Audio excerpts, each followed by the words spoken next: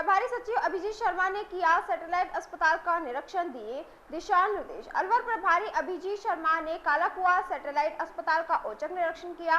इस दौरान उनके साथ जिला कलेक्टर आशीष गुप्ता, चिकित्सा एवं स्वास्थ्य विभाग के पदाधिकारी मौजूद रहे। भीषण गर्मी व हीट वेव प्रबंधन सहित अन्य व्यवस्थाओं का जायजा लिया। उन्होंने अस्पताल में साफ सफाई व्यवस्था, डीसीसी व पर दवाइयों का समुचित स्टॉक सहित कई व्यवस्थाओं का जायजा लिया, जिससे वह संतुष्ट नजर आए। इस दौरान उन्होंने अस्पताल के सभी वार्डों में जाकर स्वास्थ्य सुविधाओं का निरीक्षण किया। उन्होंने ब्लड बैंक में रक्त उपलब्धता और कंप्यूटर में इन्वेंटरी चौकी आदि की व्यवस्था की। अधिकारियों ने ब्लड बैंक में संचालन के संबंध में विस्तार से जानकारी ली और पारदर्शिता पूर्वक रक्त की उपलब्धता और आपूर्ति सुनिश्चित करने के निर्देश दिए। उन्होंने अस्पताल कार्मिकों की उपस्थिति जांची। अभिजीत शर्मा ने कहा, उन्होंने भर्ती मरीजों के परिजनों के साथ भी आने वाले मरीजों के लिए बेहतर छाया व पानी की व्यवस्था के लिए अलग से लोगों को किसी भी तरह की परेशानी ना हो, उसके लिए ऑनलाइन व्यवस्था सुचारू रूप से व्यवस्थित करने के दिशा निर्देशित किया। अलवर कल भी आपने मीटिंग की है, लगातार विजिट कर रहे हैं, अभी हॉस्पिटल विजिट भी है, क्या अभी लोगों की प्रॉब्लम सामने आई? इसमें 2-3 तरह की चीज़ें हैं। जैसे जो मैंने सामान्यतः जो कई मरीज़ हैं अलग अलग वार्ड में जाकर के देखा है, डॉक्टर से भी बात की है, तो मतलब कमोबेश ये है कि जो भी मरीज़ हैं उनके अटेंडेंट है, उनकी कोई ऐसी बहुत बड़ी शिकायत नहीं है।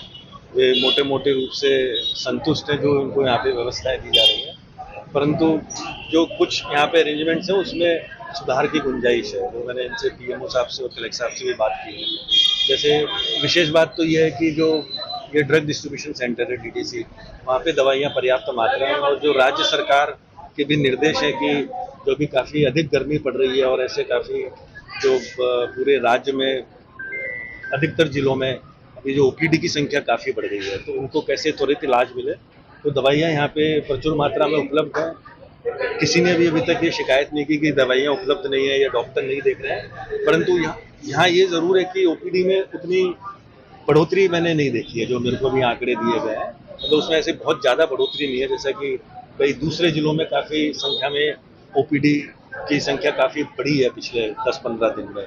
तो हो सकता है कि उतना प्रभाव यहाँ पे गर्मी का नहीं हो। और जो मैंने निर्देश दिए उसमें ये है कि मेन तो छाया की व्यवस्था रखी जाए, जो भी मरीज आते हैं और उनके साथ जो उनके अटेंडेंट्स आते हैं, और पानी की व्यवस्था भी की जाए।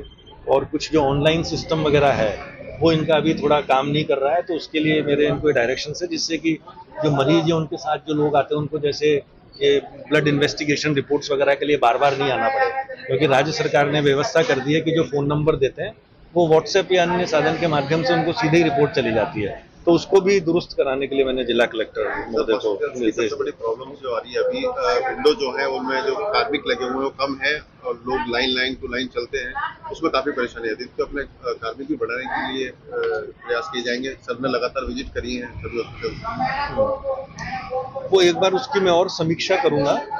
जहाँ संभावना है कार्मिकों की संख्या बढ़ाने में तो वो इतनी ज़्यादा दिक्कत नहीं आती है, परंतु जैसे यहाँ ये सोनोग्राफी वगैरह करने के लिए डॉक्टर्स, वो निश्चित रूप से एक थोड़ी सी ऐसी प्रॉब्लम है जिसके समाधान के लिए मतलब जयपुर राज्य स्तर से भी आवश्यकता है। तो उसके लिए मैं जयपुर एक बार बात करूंगा। अगर इनको एचआर को कैसे स्ट्रेंथन करना है, कर्मचारियों के लिए संख्या के लिए इनको अगर कोई अतिरिक्त अनुमति की आवश्यकता है तो वो दिलवाएंगे।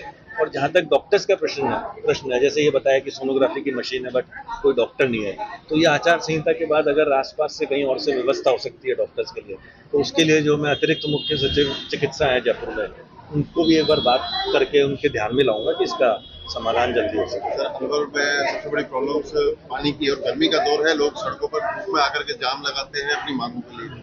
सर, उसके लिए क्या अभी और यहाँ मीटिंग में भी आप करेंगे? उसकी अभी हम विस्तार से चर्चा करेंगे। और देखो, आप जैसे कुछ समस्या तो ऐसी हैं जो मतलब लॉन्ग टर्म है, जो इंफ्रास्ट्रक्चरल इश्यूज वगैरह हैं। अब आप एक दिन में कोई ऐसा पूरा पाइप्ड नेटवर्क या ऐसा वो तो बदल नहीं सकते हो। तो लॉन्ग टर्म की एक वो परियोजना मैंने कलेक्टर साहब को कहा कि वो एक प्लान बनाए, क्योंकि अब मैं एज प्रभारी सचिव मेरा पहला दौरा है, बट जब आगे हर महीने जब विजिट करेंगे तो उसके लिए अगर कोई बड़े बजट की आवश्यकता है तो विभाग के माध्यम से एस्टिमेट बना करके एक लॉन्ग टर्म समाधान निकालेंगे कि 2 साल में क्या होना चाहिए, 3 में क्या, 5 में क्या, 10 में क्या होना चाहिए। वो एक अपनी तरफ हो गया। उसके लिए जो बजट की आवश्यकता है वो राज्य सरकार से स्वीकृत भी कराएंगे। मैं सेक्रेटरी पीएचडी से बात करूंगा।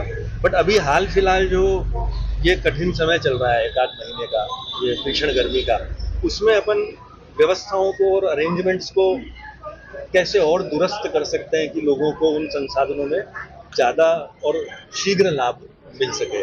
वो आज करते हैं, मैंने कुछ पेपर में भी पढ़ा है, कुछ कल मेरे को कुछ लोगों ने वीडियो क्लिप भी भेजे थे। तो उन व्यवस्थाओं को सुधार के लिए आज हम बैठ करके एक बार चर्चा करेंगे। तो कोशिश करेंगे जितना सुधार हो सकता है वो जिला प्रशासन और विभाग के माध्यम से हम लाएंगे।